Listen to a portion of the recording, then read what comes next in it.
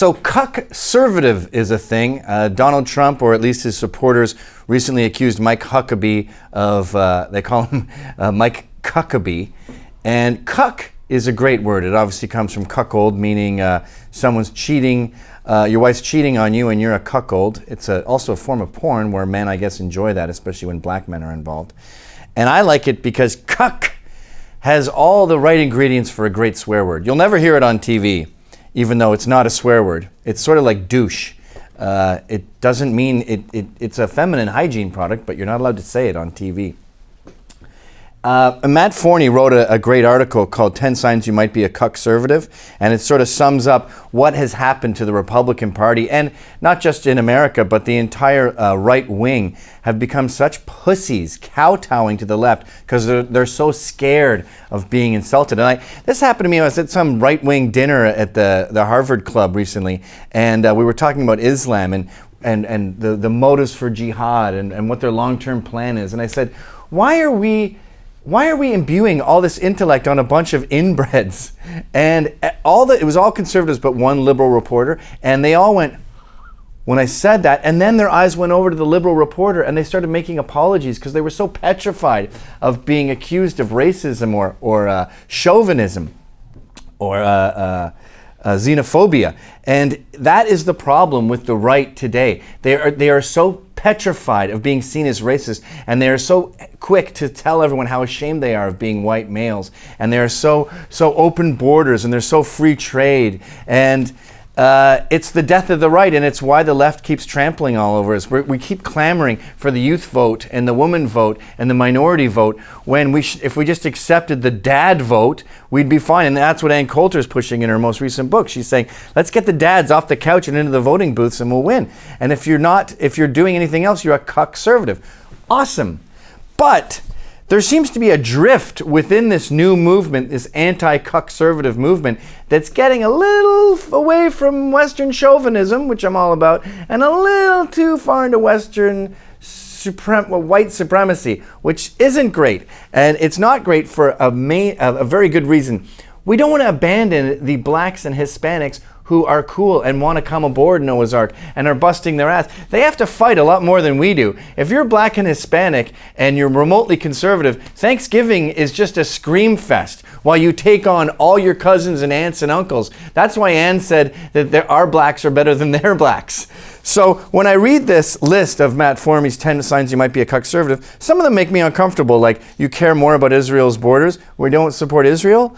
I ain't having that.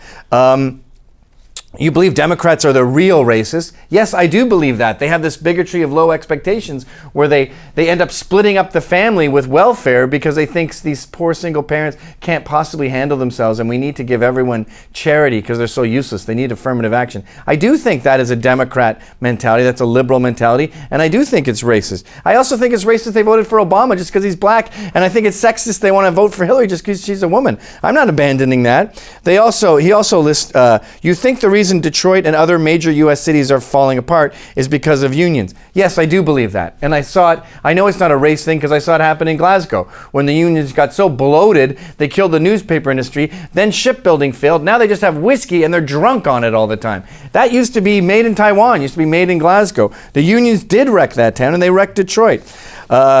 Anyway, he lists a bunch of other things here, and not being ashamed of being white is a good thing, but excluding races because of their race is a bad thing. And by the way, they talk about race mixing sometimes. I've tried it. The kids are pretty fucking cute. You should see my little Indians. Sometimes my youngest, Johnny Buffalo, is so cute I have to look at him through a welder's mask or I'll faint. So, if we are making the cuckservative arc and we're going out into outer space, I don't want to become an outer spacist.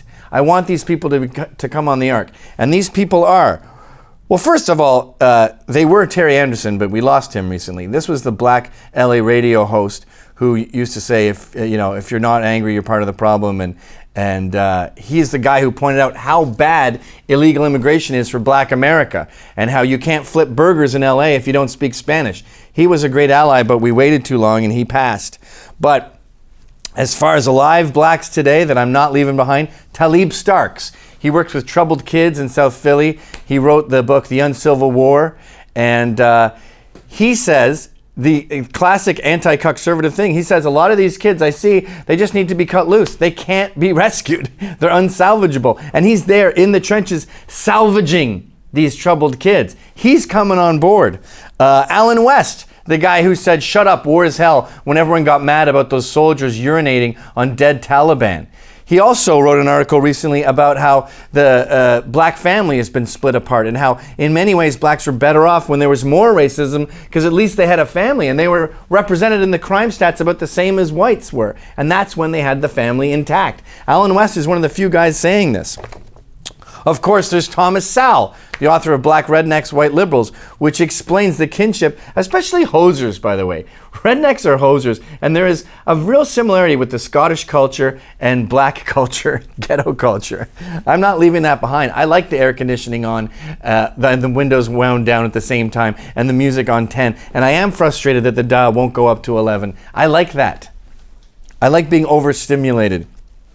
And Thomas Sowell is also the guy who said, you can go from a radical to a conservative in 30 years without changing your views because the context of your environment changes. And I feel a real kinship with that too because I was a punk rock anarchist when I was 18. I still feel that same way now about small government and leaving people alone, but that's considered conservative now. All right, call it whatever you want.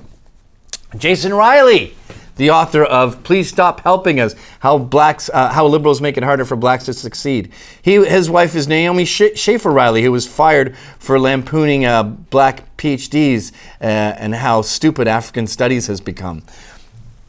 And there's other guys too. DeRoy Murdoch is a huge asset to Fox, always adding a colorful spin on things. Or James Golden, the guy who works with Rush Limbaugh. You got to look him up. He has his head screwed on tight and he understands how important entrepreneurs are and he gets that how bad for black America the liberal ethos is and how much bigotry is in this welfare and this charity that they support. And among Hispanics, whom I refuse to leave behind, we have Super Mexican. This is a guy, I've had him on my show once, and he has to wear a Mexican mask when he does his Twitter feed and when he does TV appearances because the Latinos from Nicaragua are so against anyone who dares stray from La Raza path. And he's a guy who is pro-Hispanic and anti-illegal alien. And again, he's someone in the trenches fighting the good fight. And it's harder for him than it is for us because he's ensconced in it and he gets called Uncle Tom like all the blacks I just listed.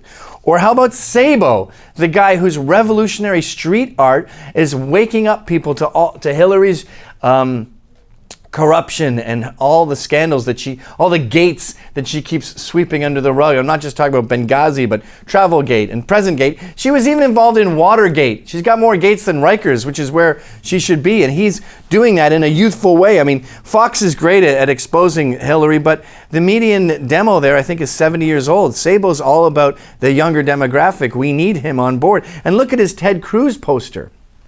This guy, he turned me on to Ted Cruz. I hadn't heard of Ted Cruz before this poster. And he also exposes this Ted Cruz poster. Oh, by the way, what about Ted Cruz? He's Hispanic. He's the nerd that's going to save not just America, but the Western world. I know you Canadians don't care about America, but something like 70 to 80% of the Canadian economy is contingent on American business. So stop scoffing at America, okay? It matters who the president is up north. The Republicans are split into two groups now. There's the Jeb Bush, Marco Rubio guys who are pro-open borders. And to be pro-open borders is to be anti-America.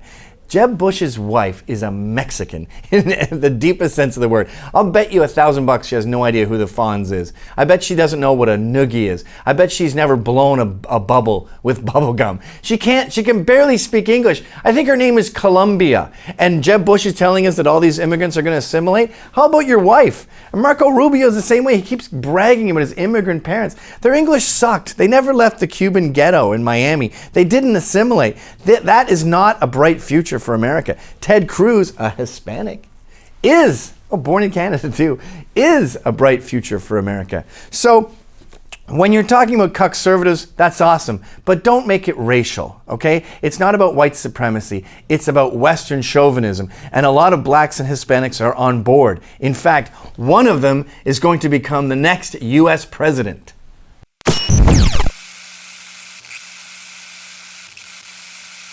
Bye.